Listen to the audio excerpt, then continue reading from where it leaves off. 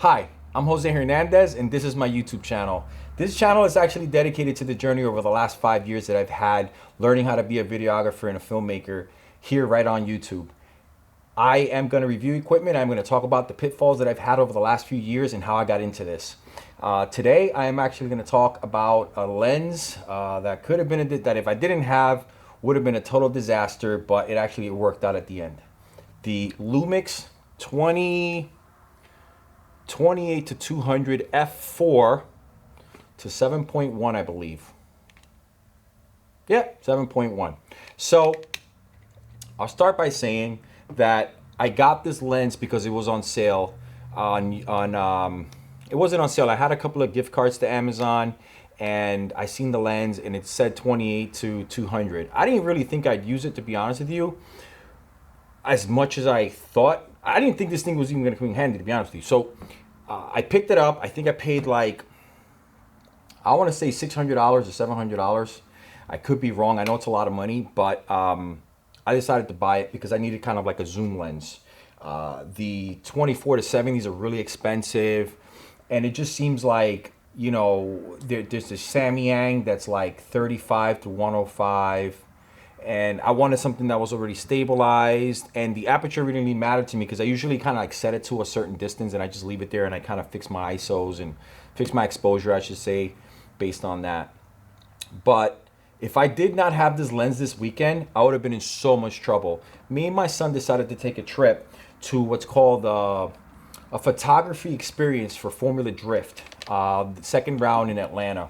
I was actually in a work trip, and me and my son decided to do a detour and actually buy these tickets and learn what it takes to actually be a photographer for Formula D, which is just action sports. If you guys don't know about it, it's drifting. It's amazing. I've been into motorsports all my life. I've been into cars, so it was natural for me to want to do this.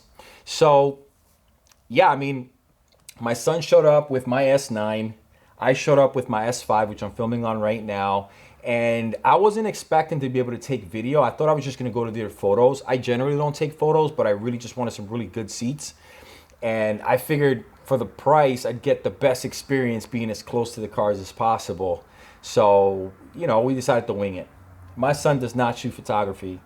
I do not. I barely shoot photography. I just picked up photography actually over the last, I want to say the last year. I bought an S9, a Lumix X9. Oh, wait, by the way, I shoot mostly Lumix only because I could afford it. Not just that, I actually came from shooting Blackmagic, and even though I love Blackmagic cameras, it's tough to kind of do stuff like this, like talking head, unless you have somebody else with you to actually could kind of pull focus and all that other stuff. But anyway, so I had I had my 85, had this one, my 85. I had my 20-60, and I had this 28-200. I'm telling you right now, if I didn't have the 28-200, you're screwed. If you're gonna do any kind of motorsports, you need at least 200, at least a 200. Just telling you right now, it's super important. So I get this lens, I put it on, and man, I'm gonna actually play some of the footage that I caught with this video. I mean, with this lens, being that it's stabilized, being that it was on my S5. We actually ended up swapping lenses. I actually gave this lens to my son so he could use it. And he said the same things like that. If we didn't have this lens, we would have been in so much trouble. Is it, you know, it's small, it's not heavy, so I was able to take it with me on this trip without like having one of those big zoom lenses. And it was the best thing I ever did. It does have the 67mm filter thread too, so it matches all the Lumix S lenses. They all have that 67mm. So I was able to kind of use my ND filter and kind of swap it back and forth, which is great. What else? So yeah, I mean this, oh, and what it really does too, it does telephoto. It does macro too, like you can get really close to something when you have it at 28 and it looks freaking awesome. So if you want to blow the back, like I know the aperture's high, you know, on this lens, but if you really want to blow the background, just put it at a 200, you know, put it at the longest length you could put it, and just, you know, you can blow out the background that way. So you really don't need a lower aperture. And since it was so bright out there, I mean, you're out there in the middle of the field, and f4 to f7.1 is actually pretty good. I was pretty much a 7.1 even at 28 millimeters, just because it was so bright, even with the ND filter. So it wasn't a bad deal. Now, I have used the lens for other things. I've done a little bit of travel with it, and I'm actually really excited. I'm going to take this lens with me to Scotland in a couple of months to see what kind of footage I'm going to get. I'm kind of still figuring out what my kit's going to look like, but I'm thinking I'm definitely going to take this. I bought a Mikey 35mm T2 F2 or something. I really haven't used it. It's here somewhere, and I'm hoping to kind of use that as my, kind of like something that, gives it a little bit of blur or something. And maybe I'll bring my nifty 50, the S 50mm. I listen, I only buy these lenses because they're not crazy expensive. And again, I'm just an amateur. I barely ever get paid to do this. I film a lot of stuff for free. Stuff that I want to film, I film it for free.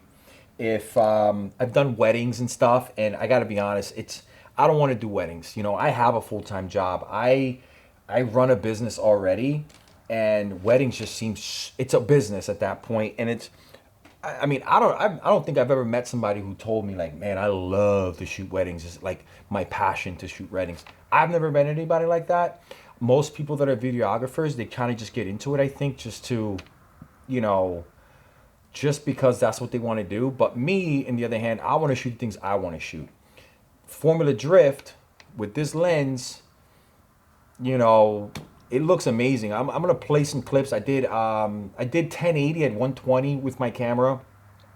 I did 4K 60 APS-C crop because I have an S5, and I did some 4K 24. And I took the video mostly as a vlog for my business, for my main business, is CSM Fitness, which is how I pay the bills and how I get to buy cool stuff like this lens. And I was actually just looking at the footage. I was editing it. It looks freaking amazing. So I'm like, look, man, like I have to talk about it. This thing is awesome. So if I had any advice for anybody, I would probably like pick up a couple of prime lenses cheap, and then I would get this thing. Forget like buying I mean, unless you're getting paid work, or you're really, or your budget really doesn't matter, I would probably get like the 24-70 or something like that. The f2.8, either I've used the Sigma 24-70, and it's really nice. I did not want to spend, I think it was like $1,100 for it or $1,000 for it. I didn't want to spend that kind of money on it. Plus, I'm looking at that Samyang 35-105 because I really like that focal range. I think I'll be able to use that more. So I'll probably end up buying that instead, and that's probably right around the same price, right? So to me, it's like, if I'm going to spend $1,000 on a lens, I'm going to spend $1,000 on something that's going to be, a little bit more usable for what I'm doing, at least right now, which is mostly fitness content, and like I'm doing some events and stuff like that, and and I do some travel stuff too, which is great. And then all the stuff for my business I film, so I try to get like really I try to get really creative with my fitness business, because there's only but so many ways you can film a treadmill. If you get what I'm saying, it's pretty boring. So and we sell this stuff, so it's like, hey, like how many ways could I review a treadmill? How many ways could I do this? How many ways could I do that? So this still been that's an ongoing thing for me over the last 5 years, but it's really kept me busy and has really taught me how to like be have some, look at things in different angles. Like I'm gonna look at that treadmill in 25 different angles and try to capture it in different ways. My passion is gonna be in storytelling. It is in storytelling. I'd love to do a documentary one day, so I'm kind of practicing for that. Yeah, so anyway, if you get a chance and see this lens for sale for like $500 or something like that, I wouldn't hesitate. I would just grab it. It has stabilization too, so when you put it at the long focal ranges, it like really stabilizes the footage. You're gonna see, as I'm gonna keep playing the stuff in the background here, so you keep seeing it.